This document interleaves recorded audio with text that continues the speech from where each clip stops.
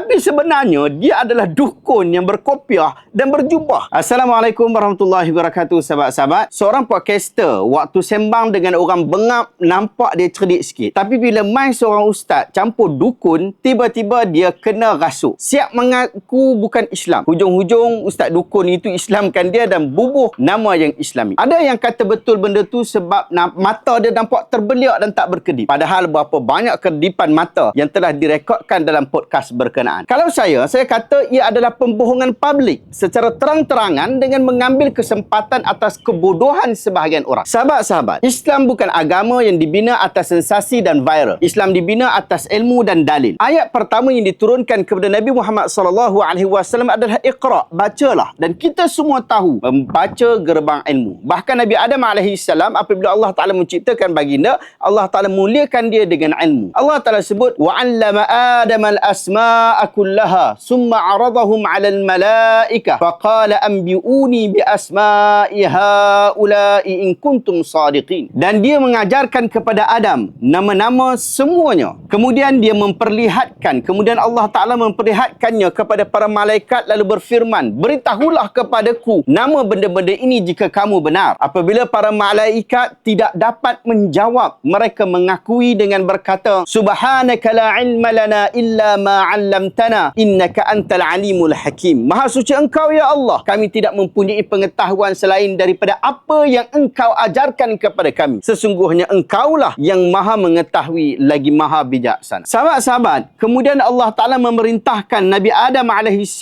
menyebut nama-nama tersebut yang telah diajarkan. Qala ya Adamu anbi'hum bi asma'ihim. Allah berfirman, wahai Adam, beritahulah mereka nama-nama itu. Selepas itu, Allah Ta'ala memerintahkan para malaikat sujud sebagai penghormatan kepada Adam. Anda rujuk kisah ini dalam surah Al-Baqarah daripada ayat 31 sampai ayat 34. Satu muka surat berkenaan boleh anda tadabbur. Apa yang dapat kita belajar daripada ayat-ayat ini? Kita belajar bahawa Allah muliakan kita dengan ilmu. Dan orang yang berilmu tak sama darjat dengan orang yang tak berilmu. Bukan maksud membezakan kasta, tetapi ini penyanjungan kepada nilai agama yang tinggi. Qul hal yastawil ladzina ya'lamun wal ladzina la ya'lamun. Katakanlah, adakah sama orang yang mengetahui dengan orang yang tidak mengetahui? Anda boleh rujuk dalam surah Az-Zumar ayat yang ke-9.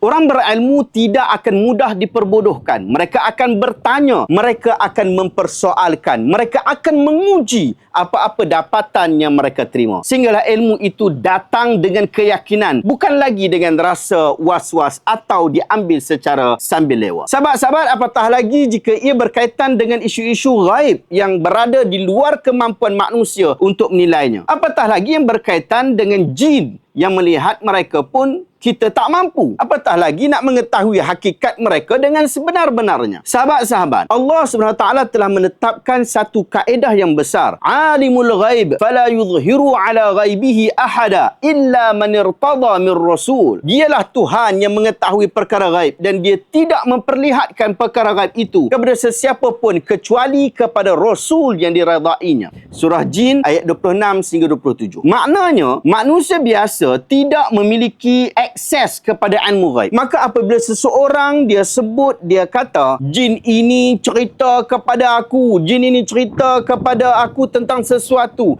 jin ini bagi tahu kepada aku apa yang berlaku di alam kubur, dia berlaku di satu tempat yang lain, jin ini dedahkan siapa yang sebenarnya buat sihir kepada dia. Apatah lagi kalau dia kata aku boleh masukkan jin ke dalam tubuh badan manusia. Maka daripada sudut syarak, dakwaan seperti ini bukan daripada sumber ilmu. Ia hanyalah dakwaan yang kekal sebagai dakwaan. Bahkan majlis-majlis fatwa di Malaysia telah keluarkan fatwa tentang haram dan berdosa apabila buat sesi rawatan dengan medium atau menurun. Sama ada jin itu diminta masuk ke dalam tubuh badan perawat atau dalam tubuh orang yang kononnya mahu dirawat. Bahkan Syekh Mutawali Sya'rani menyatakan bahawa perkara ini tidak mempunyai asas daripada Quran, asas daripada As-Sunnah serta satu pembohongan semata-mata. Anda boleh rujuk kenyataan beliau di dalam kitab fatwa beliau muka surat 19. Sahabat-sahabat, lebih bahaya apabila masyarakat mula mempercayai kata-kata jin melebihi Al-Quran dan As-Sunnah. Itu pun kononnya jin. Sedangkan Allah Ta'ala sendiri telah menjelaskan sifat jin, sifat syaitan. Innahu yarakum huwa wa qabiluhu min haitsu la tarawnahum. Sesungguhnya syaitan dan kaumnya melihat kamu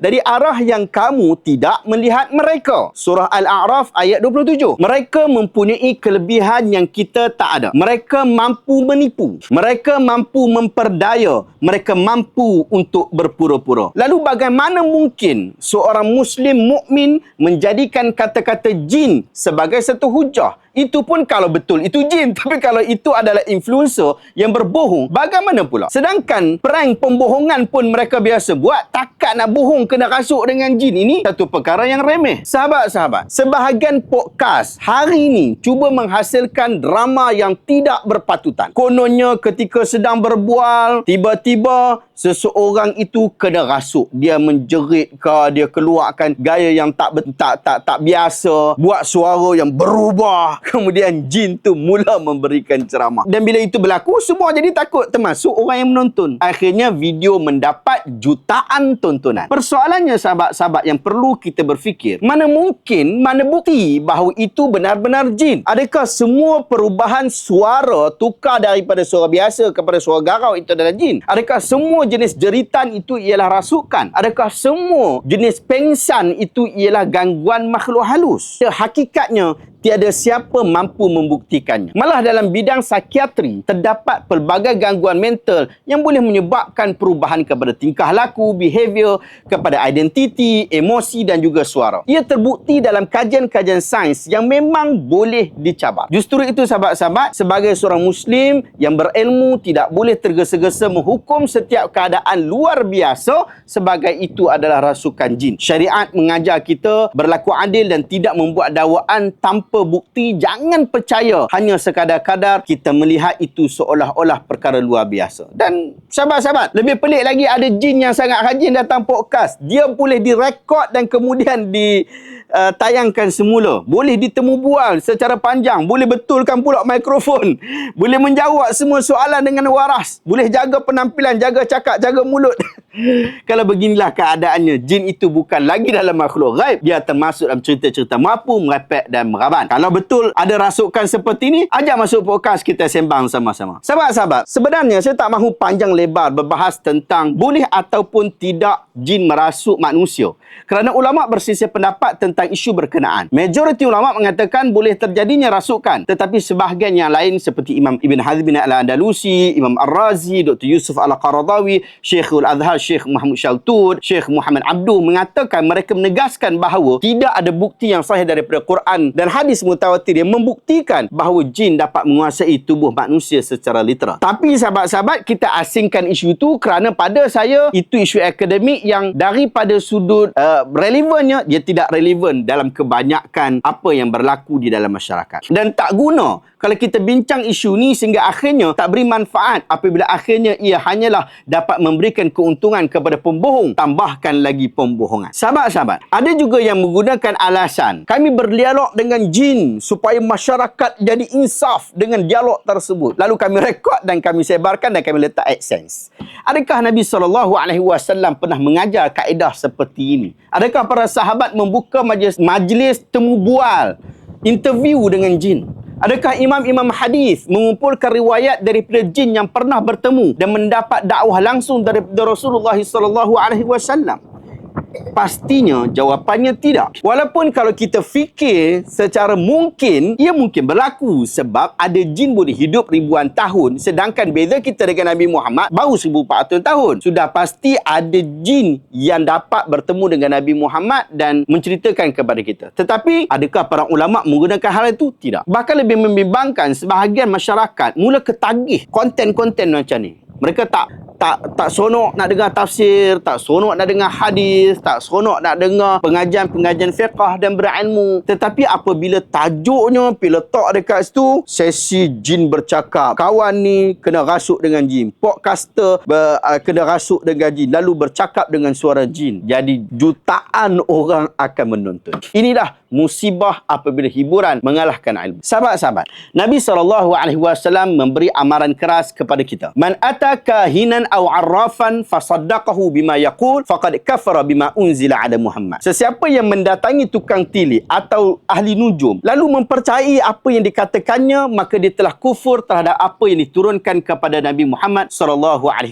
Hadis sahih riwayat Imam Ahmad. Hati-hati sahabat-sahabat, bimbang. Kita ingat yang kita jemput itu adalah perawat Islam, adalah ustaz. Tapi sebenarnya dia adalah dukun yang berkopiah dan berjubah. Apatah lagi jika disemak background pengajian. Ada sebahagian tu tak ada langsung background pengajian Islam secara formal. Tapi kalau tak panggil nama dia ustaz, dia pandang atas bawah, dia cukup-cukup marah, dia geram sungguh. Sahabat-sahabat, jangan kita jadi umat yang mudah kagum dengan perkara-perkara pelik. Sebab orang nak ambil kesempatan kepada kita ni ramai. Ukuran kebenaran pun bukan kepada perkara yang pelik dan menyeramkan. Bukan sekadar suara tu berubah, bukan sekadar mata tu terbeliak, bukan sekadar mikrofon boleh rakam bunyi-bunyi yang aneh. Sebab semua itu anda boleh setting, semua itu ada kemungkinan ia adalah settingan semata-mata. Ia adalah satu konten yang dibina semata-mata untuk tontonan. Marilah kita kembali kepada manhaj yang diajar oleh Rasulullah SAW. Belajar Al-Quran, belajar hadis Nabi SAW,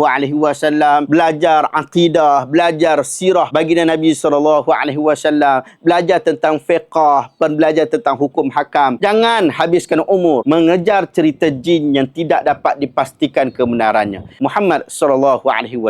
Sahabat-sahabat, sebab itulah saya selalu pesan, jangan bina agama di atas cerita semata-mata, binalah agama di atas dalil. Kalau setiap kali muncul satu video viral, kita terus percaya. Setiap kali ada orang mengaku nampak jin, kita terus kagum. Setiap kali ada individu mendakwa mempunyai kelebihan luar biasa, kita terus mengikutinya. Akhirnya kita sendiri yang akan menjadi mangsa pembodohan. Sebab itu saya cadangkan sahabat-sahabat miliki combo semak hadis dan amalan harian. Tujuannya bukan untuk menjadikan semua orang pakar hadis, tetapi supaya kita mempunyai asas untuk membezakan antara hadis yang boleh diamalkan, amalan yang ada sandaran, dan dakwaan yang sekadar bermain dengan emosi masyarakat. Apabila masyarakat menjadi celik hadis, mereka tidak akan mudah terpedaya. Apabila masyarakat sudah faham sunnah, mereka tidak akan mudah taksub kepada individu. Apabila masyarakat mengenali agama melalui dalil, mereka tidak akan menjadikan podcast, cerita mistik atau kisah sensasi sebagai sumber akidah.